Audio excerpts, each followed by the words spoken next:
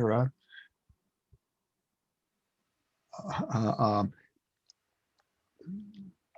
I lost my train of thought.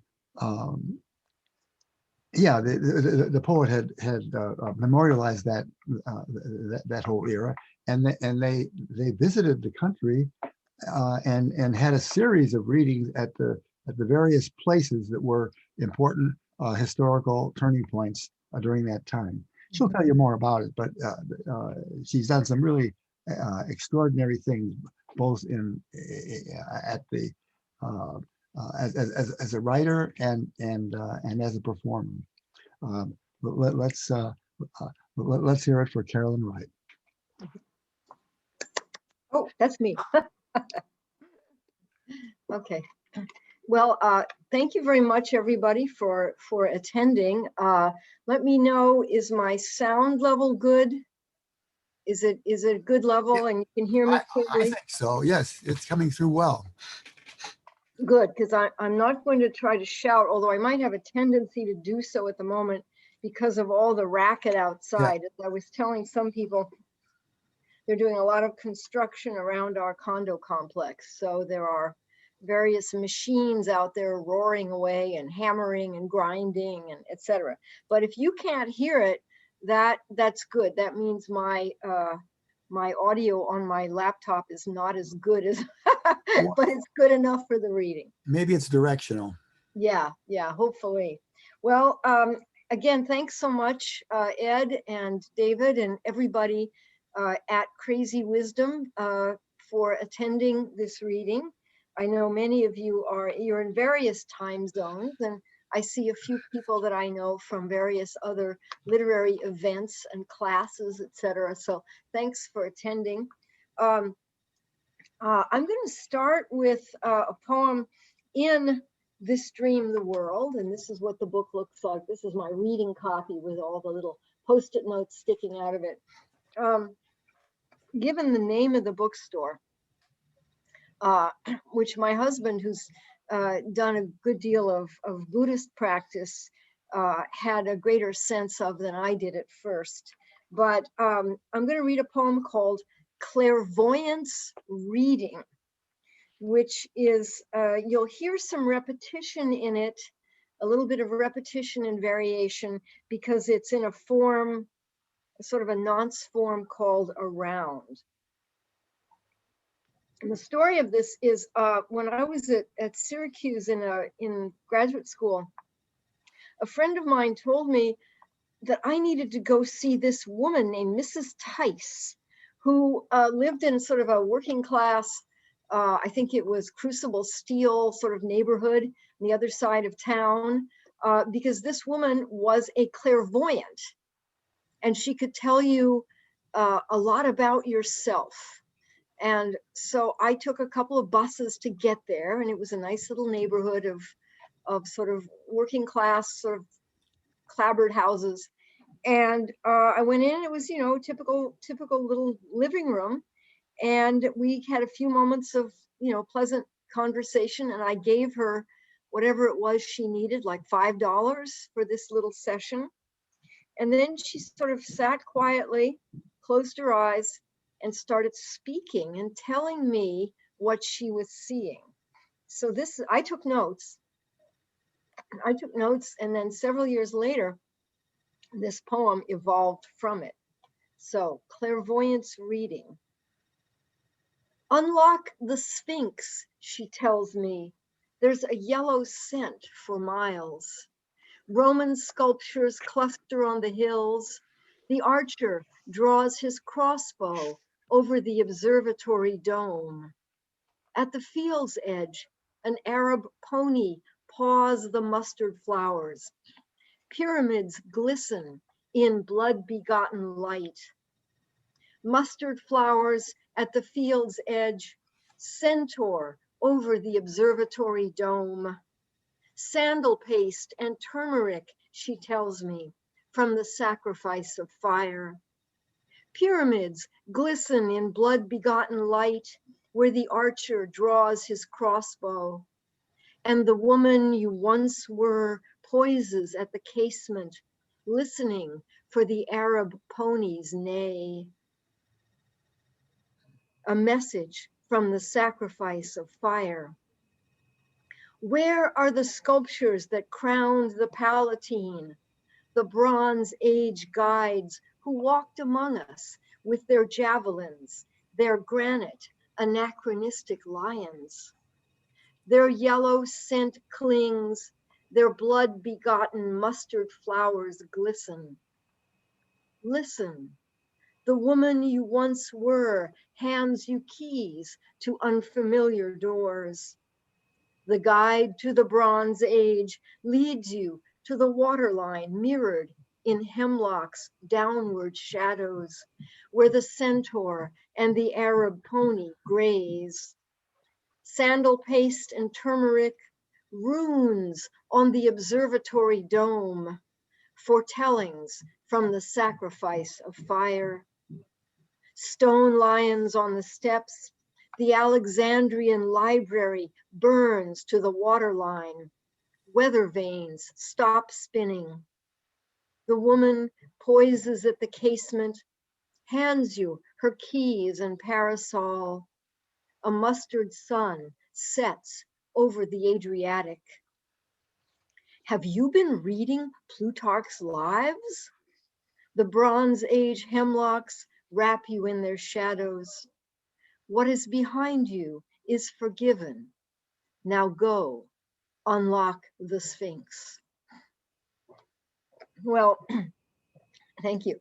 That was an interesting session. She really did at one point, while she had her eyes closed and was saying all these wonderfully sort of Vatic utterances as I was busily taking notes, she really did open her eyes and look right at me and said, "Have you been reading Plutarch's Lives?"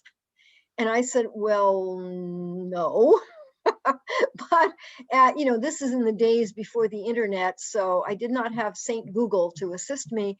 So I went to the library, a good old Syracuse library, and I pulled out a volume of Plutarch's Lives, but it was very dense and kind of turgid. And I don't know if it was a very good translation. It was probably very scholarly, but I did look at it a little bit and thought, you know, this is something I should read in the future. But she really did say a lot of these things. Much of the conversation was sort of, you know, imagery. It was just wonderful imagery. So thank you, Mrs. Tice, wherever you may be at this point. And I think I'm going to move to the poem that I thought of with the name of the bookstore, Crazy Wisdom. It is a poem called Acrostic Pantoum. I've been teaching a class at Hugo House where we've been sort of taking on a number of sort of received poetic forms. And the students in the class have been, as I've been saying, committing Pantoums and Sistinas and Villanelles and such forms. So one of the poems in this book, This Dream in the World, is an acrostic pantoum. It sort of kills two forms at once, the acrostic and the pantoum. And the acrostic is on the name Jarvis J. Masters, who is a man who's he's serving a life sentence. Actually, he's on death row in San Quentin, that prison in the Bay Area. He's an African American who was, he arrived at San Quentin with a sentence for armed robbery, but then he was somehow involved, although he claims to be innocent, he was somehow involved in an incident in the prison that led to the murder of a prison guard. So he's been on death row. But while he was in prison, he became a Buddhist, sort of a student of Pema Chodron, however it's pronounced, the American woman who became a Buddhist in the Chogyam Trungpa. She was a student of, how do you say it? Chogyam Trungpa, that crazy Tibetan Buddhist who fled Tibet around the same time as the current Dalai Lama, and was one of the founders of the Naropa Institute, now Naropa University. And he was the one who began promoting the concept of crazy wisdom, which, you know, is sort of a Buddhist sense of, I think it's kind of like, let it all hang out, just live for the moment and be ever ready for whatever comes, or something like that. And I thought, hey, yeah, that sounds great. Well, Chogyam Trungpa gave up his vows and began teaching Westerners in a more non-religious or non-vowed, tradition. And at some point, Pema Chodron separated from him, and because she's a nun, she's under vows. But she was the one who worked with Jarvis J. Masters, this gentleman in San Quentin. Now, he became a Buddhist with her teachings, and he wrote a book called That Bird Has My Wings, Autobiography of an Innocent Man on Death Row. And the title comes from an incident in the prison yard once when another prisoner sort of attacked a seagull. There were seagulls flying overhead, and this prisoner began trying to attack it, or maybe it landed, and the other prisoner was trying to hit it with a stone. But Jarvis J. Masters put out his hand to sort of stop the other man and say, hey man, let it be, let it be. And the other prisoner got very angry and, wanted to start a fight, and all the other prisoners gathered around hoping to see some action. But then Jarvis J. Masters said, leave that bird alone. That bird has my wings. That bird has the freedom that I wish to have for myself, and that we all here in this prison wish to have for ourselves. So the other inmates were so startled by this that there was no fight. Oh darn, for those who were hoping for a fight. But that was the sort of the title. That was how he got the title of his book. And I actually heard him being interviewed on NPR when the book came out. And then, alas, last year it was very sad. There was another story about him because San Quentin had been free of COVID until they brought some prisoners from another site in California, and COVID just spread like mad, and Jarvis J. Masters ended up with COVID. I have not heard more. I believe he has been treated, and I think he is okay, but as of last year, he had COVID. So here's the poem. Again, the acrostic is on his name, and the pantoum form, some of you will recognize the pairs of repeating lines. So acrostic pantoum, that bird has my wings. Just look at that gull soaring over the yard, all its feathers bright in the unfettered sun. It reminds me this prison's not my home. My thoughts veer aloft with that bird's wings, my wings.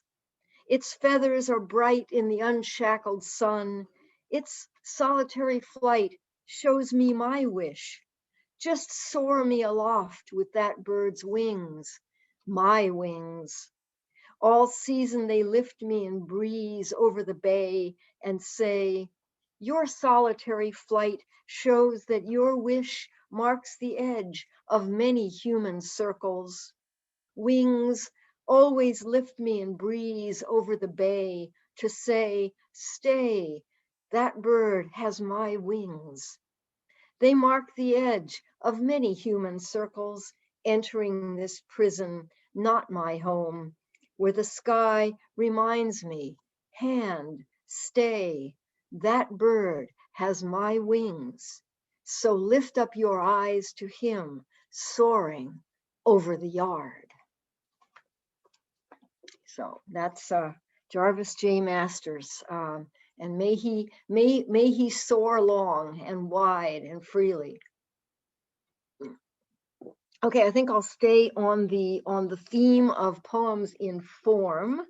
Another form that we have been committing in this class that I've been teaching is Sistina. And you know, the committing a Sistina is quite a commitment. You have to commit yourself to it because it's 39 lines long, and you have 6 end words that repeat in a set pattern based on some sort of medieval numerology. I was showing the sort of pattern to my class last week, and so I have written any number of Sistinas, you know, several, and they're a fun form because they compel you to stay with a certain theme. And the poet Marilyn Hacker likens the Sistina to one of those cameras, a movie camera, a TV camera on a dolly that circles around its subject. So this is one about travel. Travel, something that we have not been able to do a great deal of recently. So we all kind of feel like that, you know, that bird has my wings. And I certainly don't have the wings to get on an airplane at SeaTac and fly, whatever. But back in the day when we used to be able to go places, there were all these jokes about the European tours that people would take. And there was a film called, If This Is Tuesday, It Must Be Belgium. So I started writing this Sistina at one point when I actually was in Europe, and I sort of took that title, but mine is called If This Is Wednesday, It Must Be Vienna. And the end words are hotel, city, language, changes or change, currency, and travel. If this is Wednesday, it must be Vienna.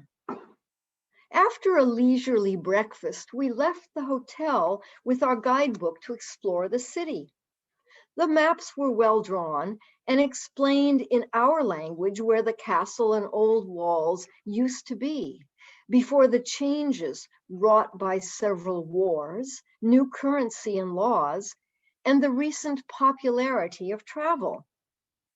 In winter, it's not so popular to travel, so there we were, asking directions in their language and being answered in our own, counting a different currency each week, returning when museums closed to the hotel to rest, read the Herald Tribune for changes in the dollar, decide which restaurant to try in the city.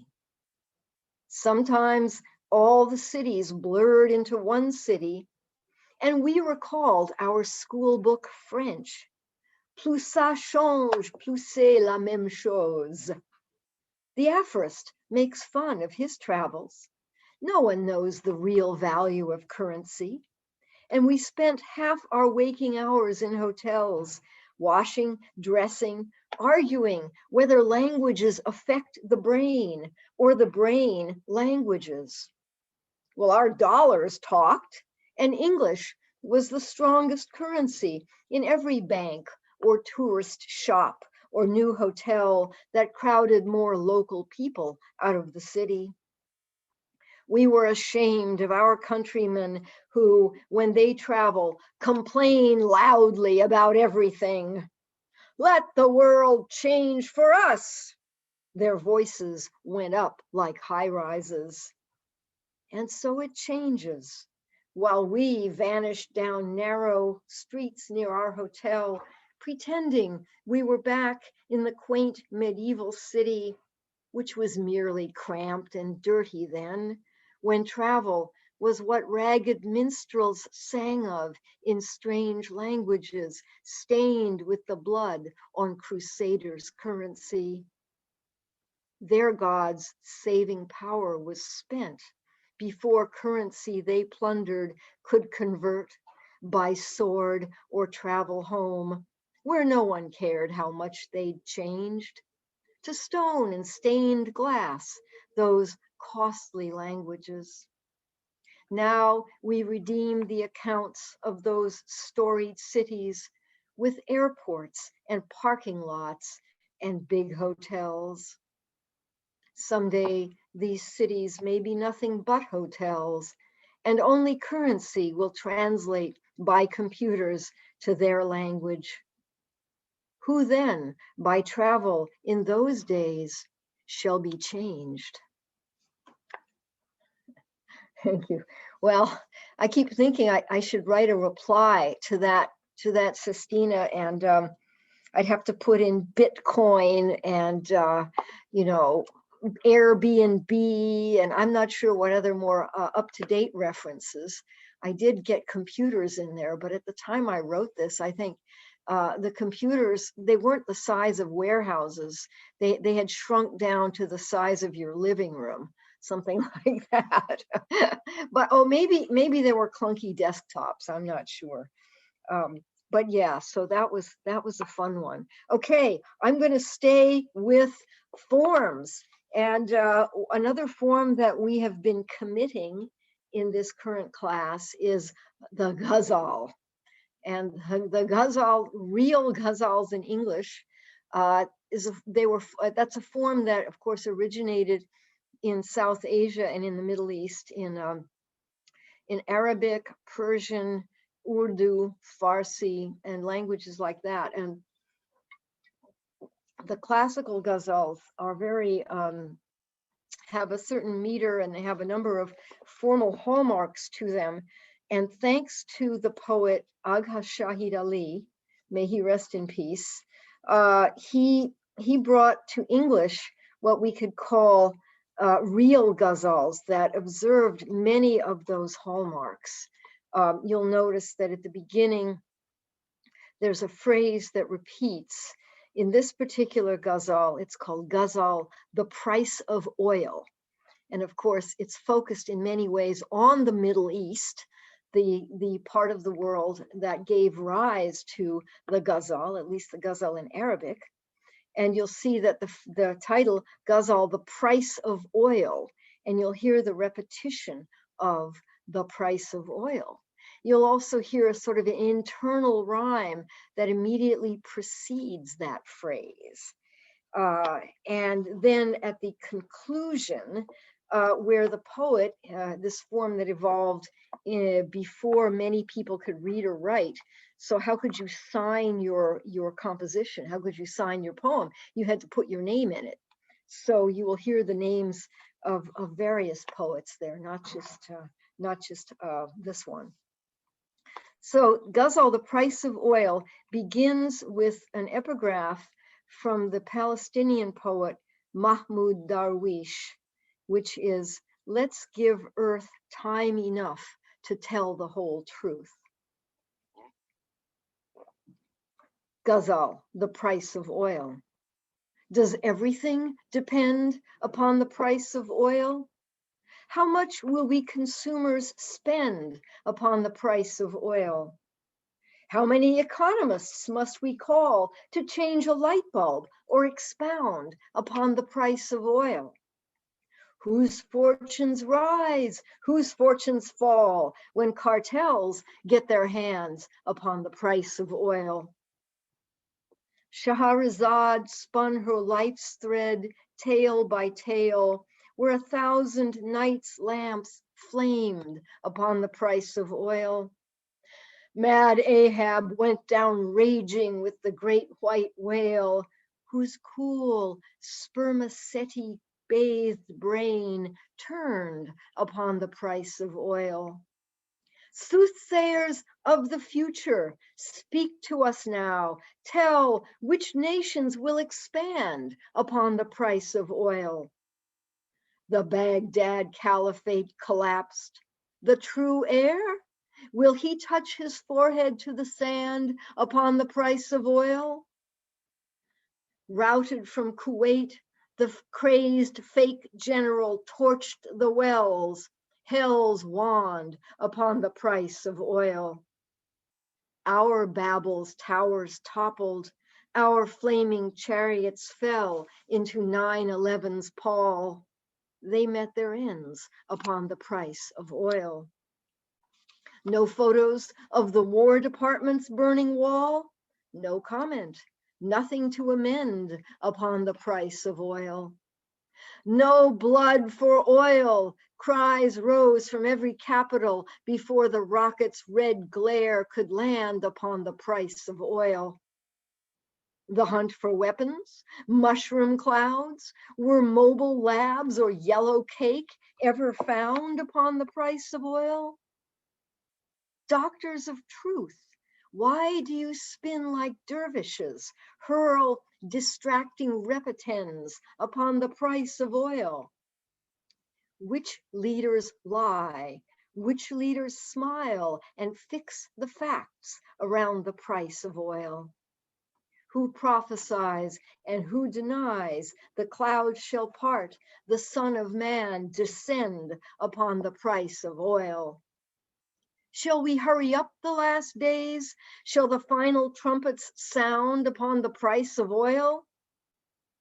Darwish wrote, let's give earth time enough to tell the whole truth, if truth not bend upon the price of oil.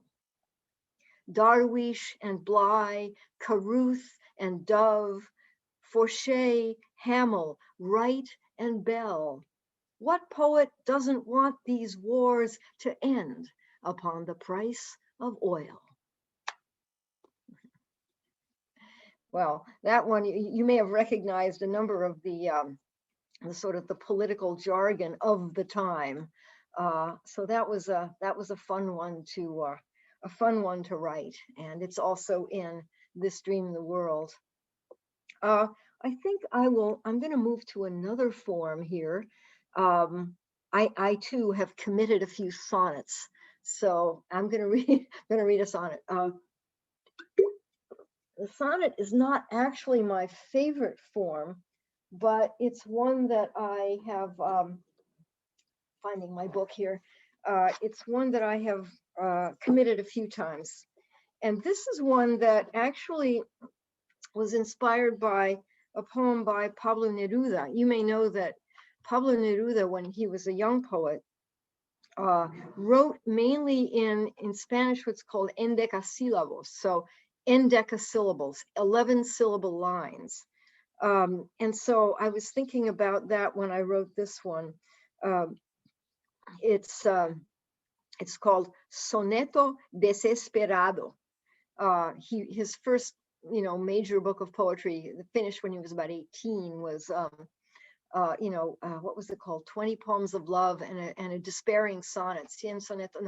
20 Poemas de Amor y un Soneto Desesperado, or something like that. I can't remember. But one of the poems in there begins with this line: Puedo escribir los versos más tristes esta noche, which is translated more or less, I can write the saddest lines this night. Soneto Desesperado. How, love, can I speak to you my saddest lines from this long pier in solitude before dawn?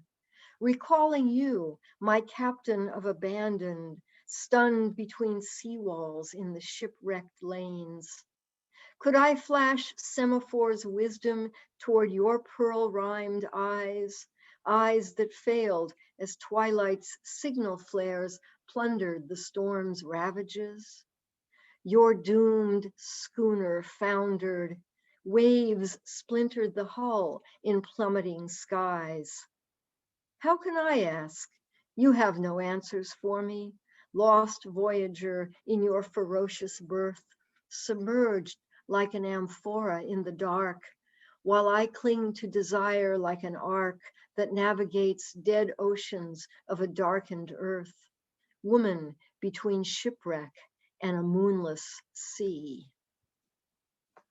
So thank you. So that was a sort of a response to Neruda and the many shipwrecks that went on in his life, both literally and metaphorically. I think I'll move to something, as Monty Python would say, and now for something a bit different, right?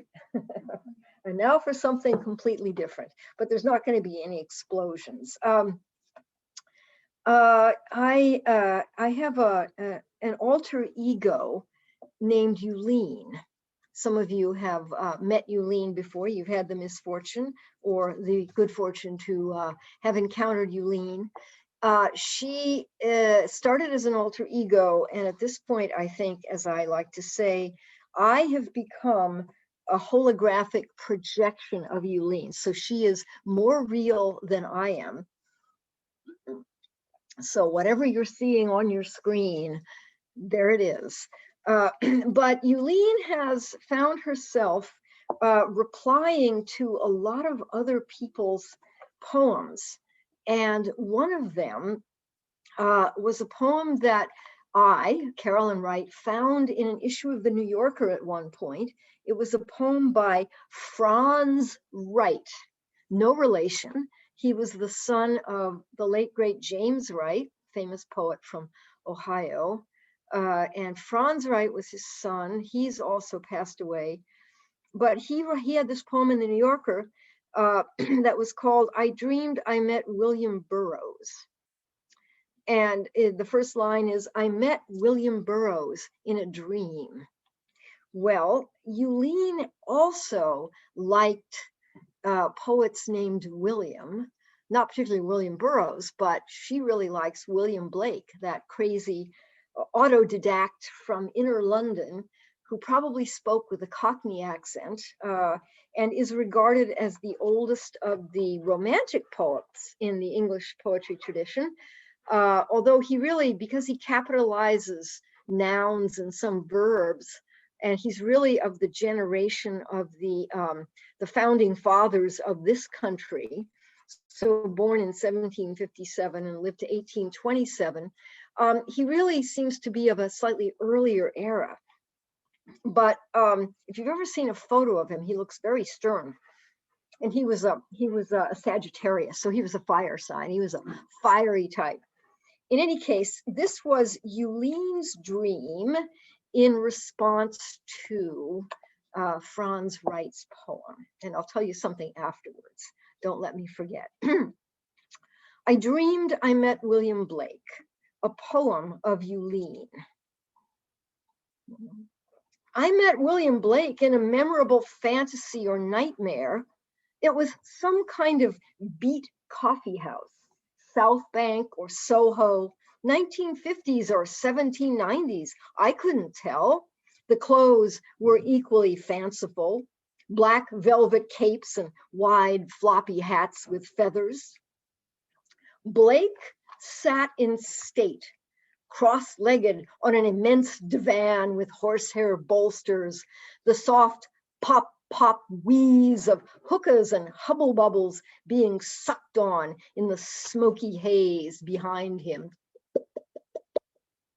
He was florid and robust in his Georgian frock coat, his gaze fierce and piercing. When I asked, how do you do?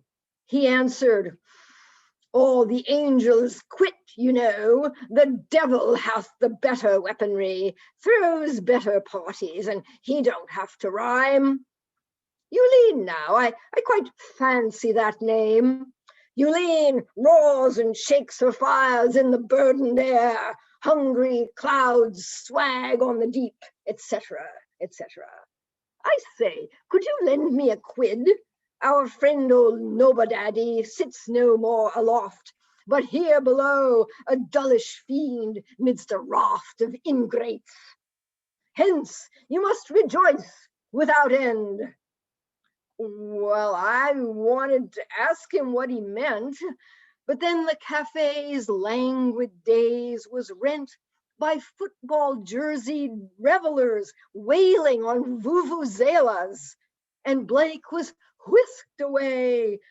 The dream dissolved into the glare of Stygian day. So that was kind of fun. That was Yulene for you. Let me see. No, not that one. Yeah. Let's stay with Yulene. No, why don't we go to let us go to Eugenia. Let's go to tracing the map. Let's trace the map for a minute. What Ed was saying as part of the introduction is indeed true. What you have heard is true. We really did go to Chile together, and we traveled around the country for a month, And it was a major experience for Eugenia because she, you know, she had to leave after the coup. She didn't leave at the time of the coup. She stayed. She was teaching. She was like the equivalent of an assistant professor at a university in the South, but it didn't take too long before Pinochet installed all of his people, and they decided that she was probably an Allende sympathizer, and so she got fired on some, you know, flimsy pretext. And that basically was the end of her university career in Chile. So she left and came to, she applied for some universities in the US, and the first one that gave her a grant to come was the University of Washington. So she ended up in Seattle, and that's how I met her at Hugo House. So we hit it off right away, and a few years later we were there in Chile, and this was in 2008.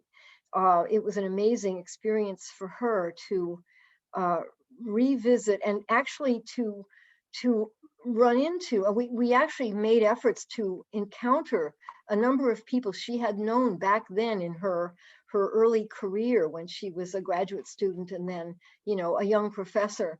And, you know, these people, many of whom had been in exile or, you know, in effect exile, and who had returned to Chile. So it was a very emotional and, you know, important visit for her. So I'd like to read at least one poem. This was about one friend of hers who did not make it. It's called Disappeared, and I'll read it in both English and Spanish.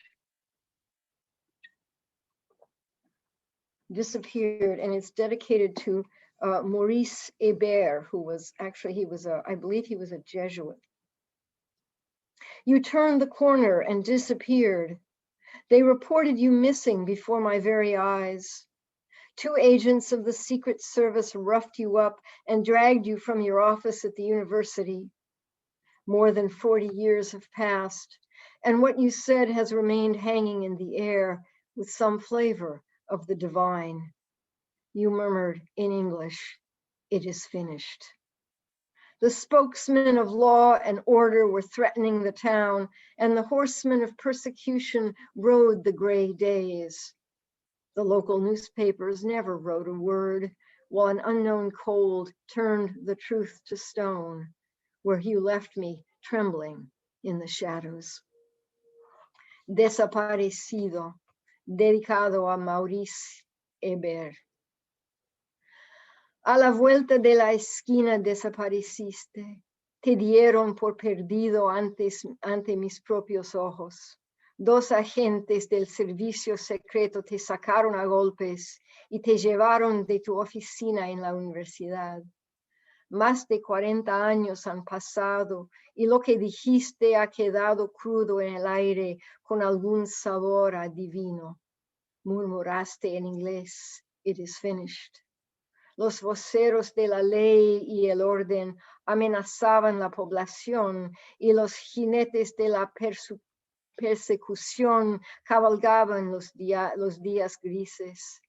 Los periódicos locales sin escribir ni una palabra, mientras un frío desconocido petrificó la verdad donde me dejaste temblando en las sombras.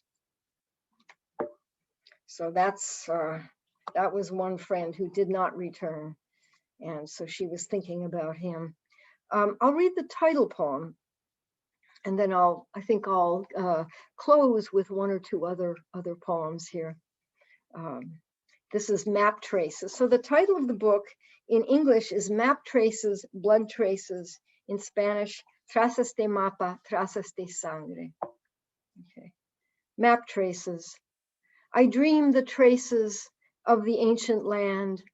I name it 3 times. I include myself in its path.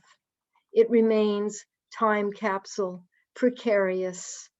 We are not an unknown geography. Yellow zenith of rain over the grain of sand, celebration of a nighttime ceremony, yet the half-love watches me from afar, barely half, watches me from afar. Roots of the trees raising stones, landscape of deep breaks, blood traces. Perhaps, you say, maybe, later, never. I say it's my time of mapping and making poems, suspended in the nighttime ritual, still. So that's Eugenia Toledo. There, she actually designed the cover. Eugenia Toledo, that's her name. Oh, and you can see our photos here on the back. There is Eugenia, and there I am underneath as the translator. So it was really nice to work together with her on this. And I'll read the poem, this poem, Trazas de Mapa. I'll read it also in Spanish, and then do about 2 more. Trazas de Mapa.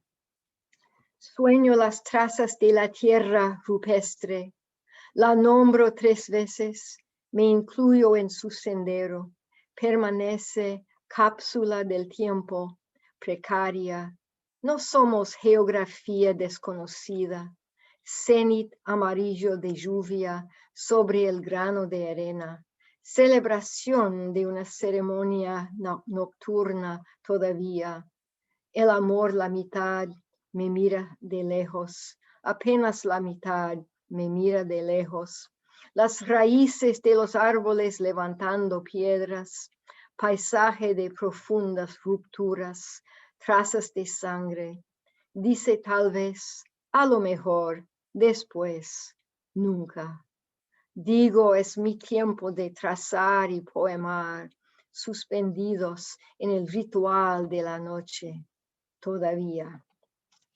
So that's a little taste of Eugenia Toledo, who is actually right now, she and her husband are in Chile. They're in a city called, let's see, what is it? She's not in Temuco, her home city. She's in, what is the name of it? Pucón. She's in the city of Pucón, which is on a big lake. I think it's kind of like being on Lake Chelan, if you know lakes in central Washington state. So let's see where to go from there. I think I'm going to read a serious poem, and then I think I'll go back to Yulene, and then we can get out of here. Let's see. You have your choice. I could read the title poem of This Dream the World, which that is the poem that won the Pushcart Prize, and that was in the Best American Poetry that same year. Or I could read the poem called Studies with Miss Bishop, which is my, yes, indeed, what you have heard is true. I did indeed study with Miss Bishop, and that carbon dates me because she was teaching at the University of Washington twice. The second time was in spring quarter of 1973. So yeah, that was when I studied with her. So you have your choice. How many would like to hear the poem called This Dream the World? Okay, I see a bunch of hands. How many people would like to hear Studies with Miss Bishop? Oh, it's almost, I don't know if I have time to read both. Do I have time? Ed, let me know. What do I have? Do I have time to read both, or should I just do one? Ed, let me know. Yes, you have time to read both. Oh, okay, I'll do both, and then I'll do one last Yulene. Okay, let's start with, let's do This Dream the World first. This began with a sort of an odd dream that I was having about walking through fields. It's sort of like in the inland Northwest, where it's always kind of like, it's always a golden afternoon and the fields of wheat and grass and mountains in the distance. And I woke up from this dream and I had a line in my head. It was from a poem by William Stafford, who, you know, was sort of the wonderful poet of the Pacific Northwest, although he was born in Kansas. And the line was, this dream the world is having about itself. And it is the first line of his poem called Vocation. So here's what evolved. This dream the world is having about itself won't let us go. The western sky gathers its thunder clouds. It has no urgent need of us. That summer in our late teens, we walked all evening through town. Let's say Cheyenne. We were sisters at the prairie's edge. I who dreamed between sage green pages, and you, a girl who feared you'd die in your 20s. Both of us barefoot, wearing light summer dresses from the 30s. Our mother's good old days, when she still believed she could live anywhere before her generation won the war and moved on through the 40s. As we walked, a riderless tricycle rolled out slowly from a carport. Fathers watered lawns along the subdivision's treeless streets. We walked past the last houses and out of the 50s. The Oregon Trail opened beneath our feet like the dream of a furrow turned over by plow blades and watered by Sakakawea's tears. What did the fathers think by then, dropping their hoses without protest as we girls disappeared into the 60s? We walked all night, skirting the hurricane force winds in our frontier dresses so that the weather forecasts for the 70s could come true. The Arapahoe's final treaties for the inland ranges could fulfill themselves ahead of the building sprees. We walked on, but where was our mother by then? Your lungs were filling with summer storms, and my eyes blurred before unrefracted glacial lakes.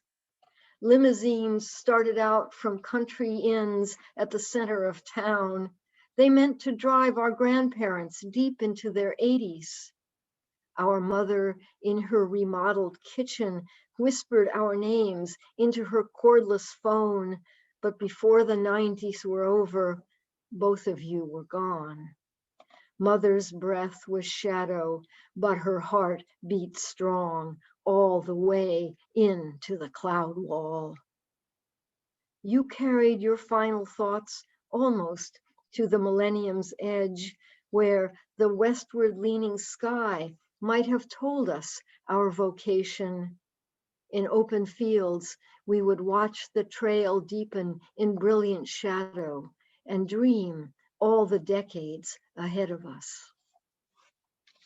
And that's for my sister, my late sister, and my mother, both of whom died in the 1990s.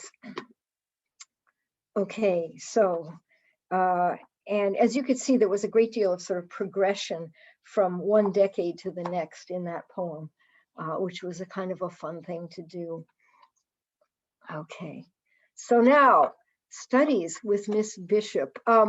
This poem is actually another form that I have committed, which I'm threatening to commit again in the future, and also to impose upon students in the future, so they too will commit abecedarians, right? You know what an abecedarian is? It's a poem where the first word of the first line begins with A, the first word, the next line begins with B, C, und so weiter, etc. And finally, you get to the XYZ lines, which are the really fun ones to write. But this is a double abecedarian, and it's half rhymed. So you have these sort of slant rhymes at the end of each couplet. So that was a fun challenge. And it really does have to do with that studying with Elizabeth Bishop, who really did begin the class saying, well, you know, I really don't like teaching, but you know, there's no help for it. The trust fund ran out, and Robert, you know, my friend Robert Lowell, he said, well, you know, you've got to teach. So he actually helped her, set her up, you know, got her the contacts for the various teaching jobs she had. And so that was part of the story she told us. My studying with her was after I had come back from Chile, my year in Chile on a Fulbright, where I had also spent some time in Brazil, and I learned enough Brazilian to survive. And so I was speaking what is now called Portuñol, which is a mix of Spanish and Portuguese. So at some point in the class, I mentioned something about Brazil, and she invited me to her office. And I was just amazed because I was only dimly aware that she had spent 15 years of her life in Brazil, with the woman Lota de Macedo Soares, who was the great love of her life. Lota was, of a landed family, a wealthy family in Brazil. And the two of them had 15 happy and also somewhat tempestuous years together. But I only dimly knew, I didn't really know that much about that. But it was interesting because I thought of Elizabeth Bishop as, one of those poets from New England, sort of a, the Cabots speak only to the lodges and the lodges only to God, those sorts of people like her friend Robert Lowell. But she was actually a bit more down to earth than that. But she was also very ill.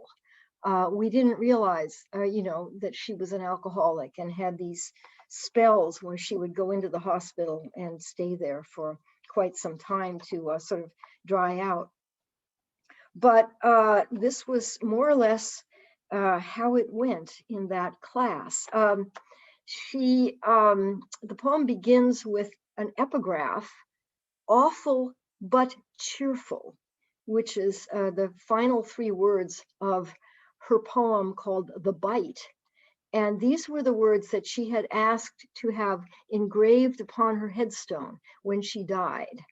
And I have photographic proof. I have not visited her grave. She's buried in a cemetery in Worcester, Massachusetts, which is where she was born.